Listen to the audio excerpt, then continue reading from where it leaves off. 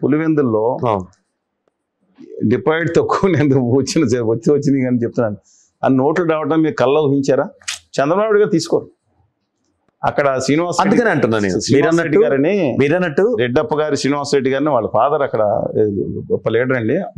వాళ్ళ మిసెస్ కూడా ఇప్పుడు ఎమ్మెల్యే కడప. అవును, మాధవి గారు. ఆయన అక్కడ నిలబెట్టారు.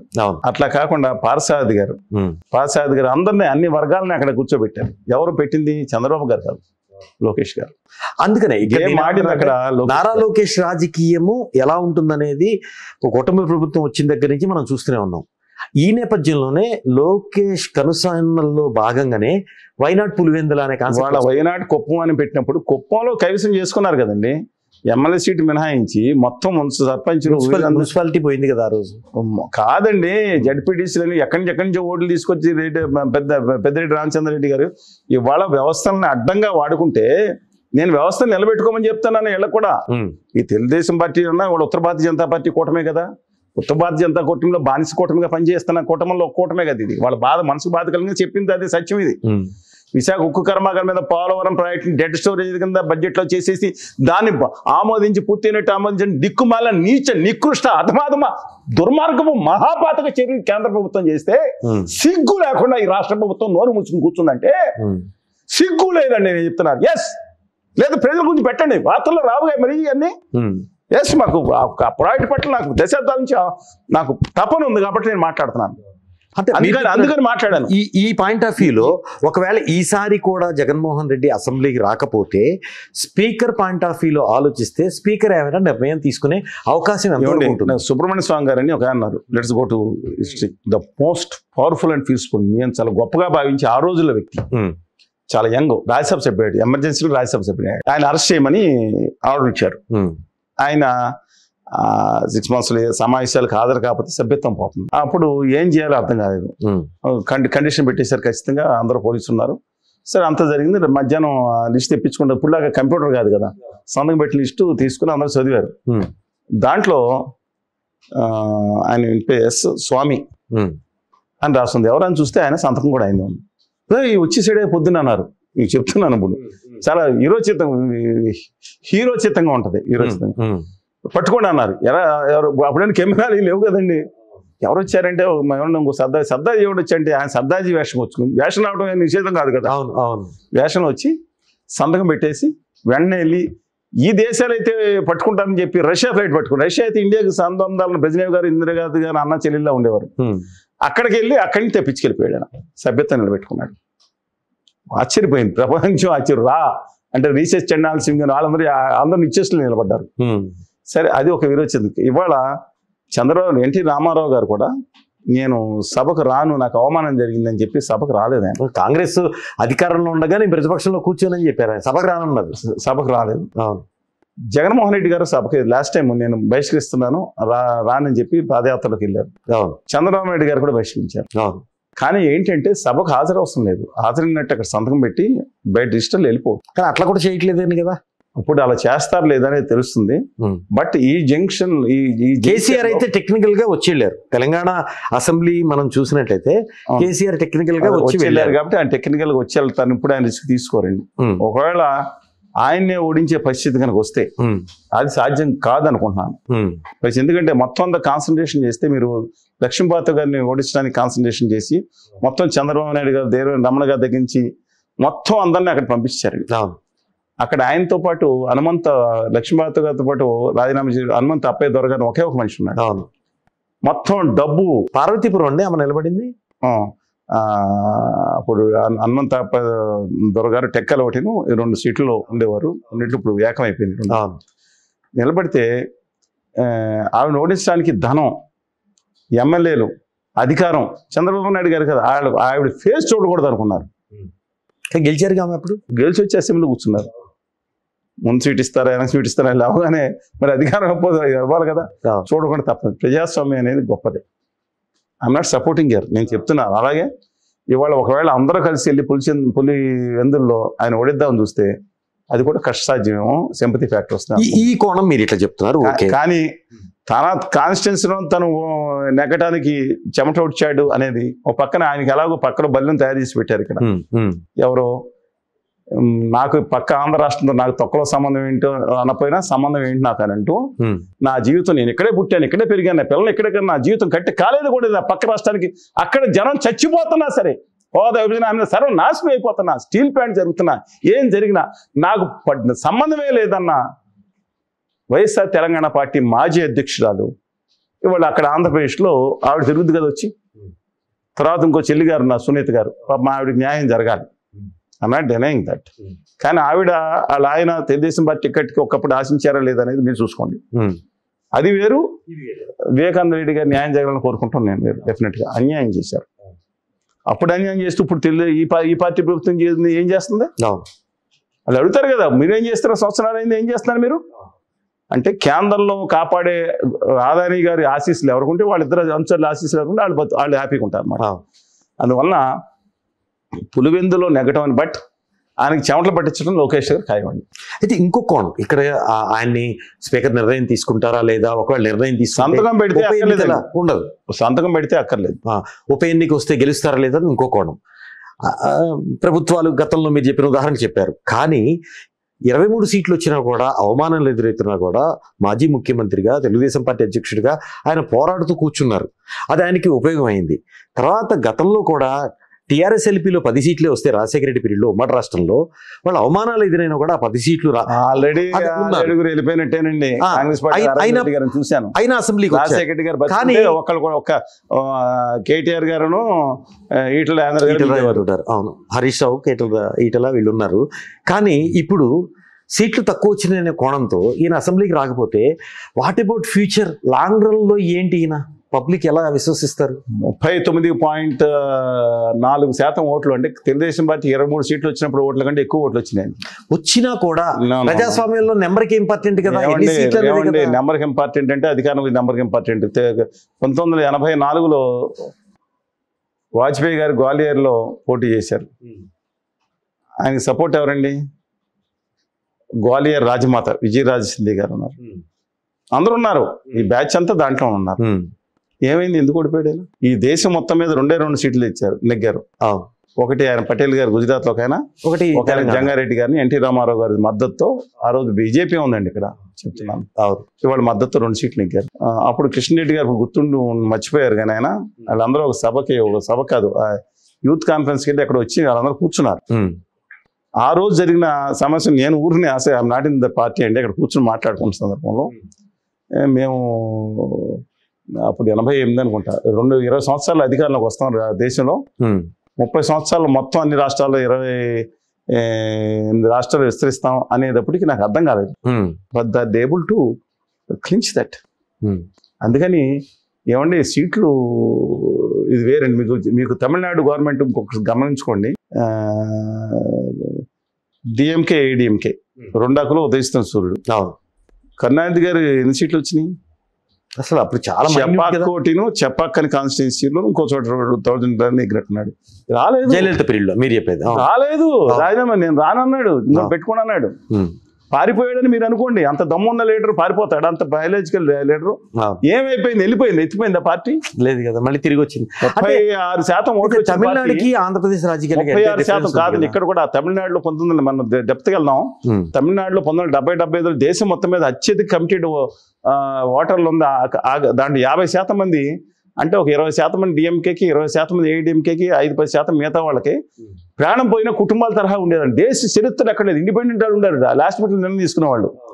కానీ తమిళనాడు ఆ పరిస్థితి వెళ్ళిపోయింది. వాళ్ళ దురదృష్టవశాత్తు, దురదృష్టవశాత్తు ఈ మీడియా రెచ్చగొడతాం వల్ల, మేజర్ మీడియా అందరూ నేను అంటలేదండి, ఈ ఎమోషనల్ పెంచేసి కులగజ్జి, ఈ కులగజ్జిని చూసారా, ఈ దరిద్రాన్ని అంటగట్టారంటే, కులంలో పుడితే ఖచ్చితంటే ఆ కులంలో నాయకుడు ఉన్న పార్టీకే అంటకాగి బానిసత్వం చేయంటారా, లేకపోతే ట్రోలింగ్ చేసే నీచ నికృష్ట అధమాధమ సన్నాసి దుర్మార్గ బ్యాచ్ బయలుదేరిందండి. కులం బట్టి అంత దరిద్రంగా హేళన చేసి ట్రోలింగ్ చేసే బ్యాచ్. అందువల్ల ఆ కుల గజ్జితోనూ మత దుద్దేశంతోనూ, అలాగే వారసత్వ రాజకీయ నాయకులు వీరాభిమానం అంటే ఇంక ఈడు బానిసలుగా అవతలను తిట్టాల్సింది వాళ్ళ కుటుంబాన్ని. అలా తయారు చేయటం వల్ల దురదృష్టవశాత్తు స్వతంత్ర వ్యక్తిత్వం చచ్చిపోయింది ఆంధ్రప్రదేశ్లో చాలా వరకు.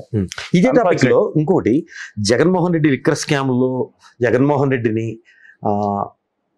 కేసుల పరంగా ఉచ్చుపిగిస్తున్నారు. దీనికి మనం గమనించాల్సిన అంశం మంత్రి నారా లోకేష్ ఢిల్లీ పర్యటన, మోడీని కలవటం, ప్రస్తుతం కేంద్ర హోంమంత్రి అమిత్ షా టేబుల్ మీద ఫైలు ఉందనే వార్తలు రాజకీయ వర్గాల్లో బలంగా జరుగుతున్నాయి. శివుడి ఆజ్ఞం లేనిదే చేమైనా కుడుతుందో లేదో తెలియదు, కానీ అమిత్ షా ఆజ్ఞం లేనిదే ఆ రోజు చంద్రబాబు నాయుడు గారు జరగదు అని నమ్మేవాడు ఎంతమంది ఉన్నారో గుండెల మీద చేసుకుని చెప్పండి మీరు. ఖచ్చితంగా ఆ రోజు 54 రోజులు దక్షిణాదిన స్టాల్వార్ట్ లీడర్, దేశ చరిత్రలోనే ఒక గొప్ప లీడర్స్ లో ఒక లీడర్ ఆ టైంకి. అవును, అంటే నేను I can't compare with Sardar Patel గారు, వాళ్ళందరూ ఆ రోజుల్లో ఉన్న దాంట్లో లీడర్ ఆయన. దక్షిణాది పెద్ద లీడర్ వెంకయ్యనాయుడు గారు ఉండే ఆయన షెడ్లోకి పంపించారు కదా, ఆదాని గారు మనుషులు ఇద్దరు కలిసి. ఆదాని గారు ఈ దేశాన్ని పాలిస్తున్నారని అనుకునేది, వాళ్ళిద్దరు మనుషులతో తోలుబొమ్మలాట ఆడిస్తున్నారండి, వేరే సంగతి. But of course Amit Shah గారు having own individuality up to some extent, I am not denying that. Modi గారి సంగతి ఉద్దేశించి ఆయన షూటింగ్, ఆయన డైలాగ్స్, ఆయన ఫోటోలు, ఇంకేదైనా ఎక్స్ట్రా ఆయన ఉంటాయి. కానీ ఇవాళ రేపు పొద్దున్న జగన్మోహన్ రెడ్డి గారు అరెస్ట్ చేయడానికి కూడా ఉత్తర భారతీయ జనతా పార్టీ కావాలి. ఆదాని గారిని అడ్డంగా దాష్టికం చేసే బ్యాచ్ అయినా అంటున్నాను కనుక గౌతమ్ అదాని గారు, ఆదాని గారు అనుమతి కావాలి. వాళ్ళ అనుమతి, ఎందుకంటే భారతీయ జనతా పార్టీ ప్రాపకంలో ఉన్న వాళ్ళు, వాళ్ళకి అడుగులు మడుగులొత్తా ఆరి సనాతనవాదులుగా మారిన అందరూ వాళ్ళు లేచి నిలబడితే అప్పుడు వైకాపాని పక్కన పెట్టేసి ఆ కాంగ్రెస్ పార్టీ లేపి బీజేపీ కనపడుతుంది. తెలుగుదేశం పార్టీని తునియలు చేసేంత వరకు మీరు గుర్తుంచుకోండి, ఈ ఆదాని గారు అంటే కంపెనీ విశ్రమించదు. దానికోసం వీళ్ళు వెళ్ళి వాళ్ళ దాంట్లో ఇప్పుడు జగన్మోహన్ అరెస్ట్ చేయాలంటే వాళ్ళు పూట అరెస్ట్ చేస్తారు. వాళ్ళ ఆదేశాల ప్రకారమే ఎన్ని రోజులు ఉంటారో కూడా వాళ్ళు చెప్తారు. ఐఎమ్ సేయింగ్ దట్ అండి. శ్రీనివాస్ గారు, మరో అంశము, జిఎస్టీ ప్రకటన ఒక తాయిలం కాబోతుంది, జిఎస్టీ తగ్గిస్తారని ఉంటున్నాయి. ఇది పబ్లిక్కి మంచి జరుగుతుంది జిఎస్టీ తగ్గిస్తే. ఇది పబ్లిక్ కోసమా, జరగబోయే తమిళనాడు కావచ్చు, గుజరాత్ కావచ్చు, బీహార్ ఎన్నికలు ఉన్నాయి, ఈ 3 రాష్ట్రాల ఎన్నికల్ని దృష్టిలో పెట్టుకొని జరగబోతుందా? 1000 గొడ్లను తిన్న రామందు గాలివానకు పోయిందని మా సామెత వచ్చింది. కాదండి, ఇది పోదు. ఇవాళ నేను చెప్తా ఉన్నాను, ఈ దిక్కుమాలిన జిఎస్టీ, దిక్కుమాలిన జిఎస్టీ. నేను ఈ విషయంలో ఆ రోజు ఈటల దయానంద్ గారికి, యనమల రామకృష్ణ గారికి పంపించిన మెసేజ్లు ఉన్నాయి నా దగ్గర. ఇంకా నేను మాట్లాడాను కూడా, అపోజ్ చేయండి, ఇది రాష్ట్రాలను సర్వనాశనం చేసేట్లు కనపడతా ఉందని చెప్పాను. ఈ దేశ చరిత్రలో ఆ రోజు ఏచూరి గారితో మాట్లాడాను. ఇక్కడ టాక్ టు కాదు చెప్తున్నానండి, రాజా గారు సిపిఐ పార్టీలో కూడా వెళ్ళి ప్రస్తావించాను. ఆయన హామీ ఇవ్వలేదు, కానీ సిపిఎం మాత్రం ఆ రోజు కొంత గట్టిగా ఉందనుకున్నాం. ఆఖరికి పార్లమెంట్ హాల్లో నేను మా మిత్రులు వెళ్తా ఉంటే తమ్మిదురై గారు కనపడ్డారు, డిప్యూటీ స్పీకర్ అనుకుంటాను. తమ్మిదురై కనపడతా, ఏమండి అవర్ లీడర్ జయలలితాజీ వెరీ క్లియర్, ఆవిడ వేసారు, దీనివల్ల ఆవిడ వేసారు అనుకుంటున్నాను. ఇండియా మొత్తం మీద దమ్మున్న లీడర్ ఆ రోజు జయలలిత గారు. పార్టీ ఒక్క పార్టీ దేశ చరిత్రలో ఈ దిక్కుమ రాష్ట్రాల తమిళనాడే నిలబడుతుందండి. రాష్ట్రాల అధికారులను ఆత్మగౌరవాన్ని కొంచెం నేనేదో తమిళనాడులో అతి అనుకున్నాను, వాళ్ళ వల్లే వాళ్ళ భాషతో పాటు నా భాష కూడా నిలబడుతుందండి. అవును, ఆర్టికల్ 9 కూడా 60 అసలు అలాంటి ఆ జయలలిత గారు దమ్మున్నావిడ దేశ చరిత్రలో పార్లమెంట్లో రాష్ట్రాలకు అన్యాయం జరుగుతుందని చెప్పి వాకౌట్ చేసిన ఒకే ఒక పార్టీ, అందుకనే వేసారు అనుకున్నాను ఆవిడ. ఇవాళ 9th షెడ్యూల్ కూడా పెట్టించుకున్నారు చాలా క్లియర్ గా ముందే, జయలలిత గారు ముందే ఆ ద్రవిడ ఉద్యమంలో. కానీ ఇవాళ నేను చెప్తా ఉన్నాను, ఎవడండి పెట్టి నాకు అర్థం కాంది. మీకు నెయ్యి మీద ట్యాక్స్, మీరు వేసుకునే ఏది ఎల్ఐసి కడితే ట్యాక్స్, లేకపోతే హెల్త్ ఇన్సూరెన్స్ కడితే ట్యాక్స్. సరే షాంపూ అంటే విలాసమైన ఉంది అనుకున్నాం, సామాన్యమైన రైట్ల మీద ట్యాక్సులు వేసి 10, 15, 12, 18, 28% ట్యాక్సులు వేసిన వాళ్ళు ఎవరండి? వీళ్ళే కదా. వీళ్ళు వేసి ఇవాళ తగ్గించేసాను, చప్పట్లు తెలుసుకుని మా కాళ్ళకి మొక్కండ్రా అంటే మొక్కుతున్నారు. పాలు పోసి కడిగి వాళ్ళ కటౌట్ కడిగి ఆ పాలు తవ్వుతున్నారు కొంతమంది బానిస బ్యాచ్. ఎవరు వేయమన్నారు? ఇవాళ దోచుకుని, మళ్ళీ చెప్తున్నాను, రష్యా చీపాయిలు దోచుకుని తిందే గుజరాతీ మారవాడి వ్యాపారులు కాదా అని నేను ప్రశ్నిస్తున్నాను. ఆధారాలు చూపిస్తున్నాను, ధైర్యం ఉంటే తీసుకురండి. మీకు దగ్గర నెట్, గూగుల్, ఆర్టిఫిషియల్ ఇంటెలిజెన్స్ ఉంటే తీయండి. ఆ రష్యా నుంచి చౌకాయిలు ప్రభుత్వం ప్రజలకు బదిలీ చేసిందా లేదా అనేది ఈ జిఎస్టీ యాక్ట్ చూస్తూ తెలియదు. ఎందుకో తెలుసండి, ఇది ప్రజలు తెలుసుకోవాలి. ఇవాళ డీజిల్ మీద 300% నుంచి 500% ప్రభుత్వం ట్యాక్స్ పెంచి కొన్ని లక్షల కోట్ల రూపాయలు, 5 లక్షల 10 లక్షల కోట్ల రూపాయలు లాభం పెట్టి ప్రజలకు పాస్ చేయలేదండి. ఇది కొంతమంది ఏం చేశారంటే పాత అప్పులు తీశారు, దానికి బోగస్ కబుర్లు మొత్తం తీశారనేది బోగస్ కబుర్ అండి. పాత బాండ్లు తీశారనేది బోగస్ కబుర్లు. ఇది యథా ప్రకారం వెళ్తా ఉన్నాయి. ఇవాళ ఇవాళ అలాగే ఎవడేమన్నాడు ఇప్పుడు తగ్గించేసి కాళ్ళు మొక్కండ్రా అంటారు ఏంటండి? నాకు అర్థం కాదు, నాకు అర్థం అవ్వట్లేదు. అబ్సల్యూట్ గా దోపిడీ చేశారు. ఎవరికి దోపిడీ? దోపిడీ పొలాలు ఎవరికి వెళ్ళి? గుమా వ్యాపారులకి వెళ్ళి.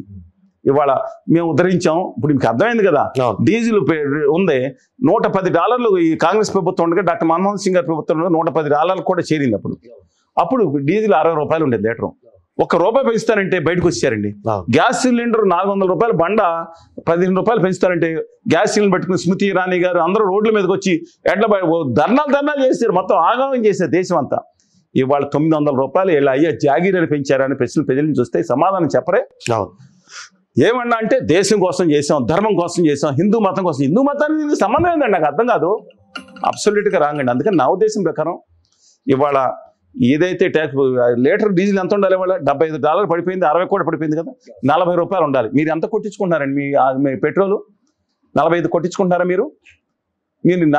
నేను మాట్లాడితే హిందూ మతాన్ని కాపీరైట్ అది ఒకటే కాదండి. ఆ పార్టీ ఒకటే కాదు. హిందూ మతం అనేది ఉత్కృష్టమైనది. మాది ఆర్య సనాతనవాదం కాదు. మేము సమ్మక్క సారక్క ఎల్లమ్మ వాళ్ళందరినీ పూజించుకునే వాళ్ళం. మేము మైసమ్మనే. ఆర్య పేర్లు వద్దని ఇవన్నీ 6 పేర్లు వాళ్ళు కూడా ఉద్దేస్తున్నారు. సమ్మక్క ఎవరు? దుర్మార్గం అనేవాళ్ళు దుర్మార్గులు, వాళ్ళు ఆర్య సనాతనవాదులు. సరే, coming back to your point now. ఈ ట్యాక్స్ విషయంలో మాత్రం డెఫినెట్గా వాళ్ళు ఎన్నికల కోసం మాయ కోసం చేయటం. మొన్న ఏది ₹3 ఉండే దాన్ని ₹100 పెంచి ₹10 తగ్గించాం, నా కాళ్ళు మొక్కండి అని చెప్తాం. ఆ మాయకలు గొర్రెలు దాంట్లో పడతాం. తప్పండి. అందువల్ల ఇంకా రేషనలైజేషన్ చేయాల్సిన అవసరం ఉంది.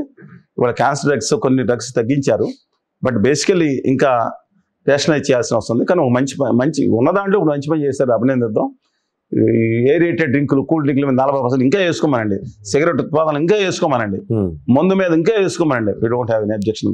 పెద్ద కార్లు, బారు కార్లు ఉంటే ఇంకా వేసుకోమండి, తప్పలేదు. అంటే పేద మధ్యతరగతి వర్గాల వాడే వస్తువుల మీద వేయకూడదు. పేద మధ్యతరగతి వీళ్ళకే పట్టిందండి, నాకు అర్థం కాదు. మధ్యతరగతి వీళ్ళు దుర్మార్గులకి, వీళ్ళు మధ్యతరగతి మనుషులు. వీళ్ళు మాట్లాడితే ఓట్ల కోసం, క్యాచింగ్ కోసం బ్యాచ్ అన్యాయం అయిపోయింది మధ్యతరగతి ప్రజలండి. ఇప్పుడు సాఫ్ట్వేర్ నెలకు 3 లక్షలు వచ్చేవాడి సంగతి నేను మాట్లాడను.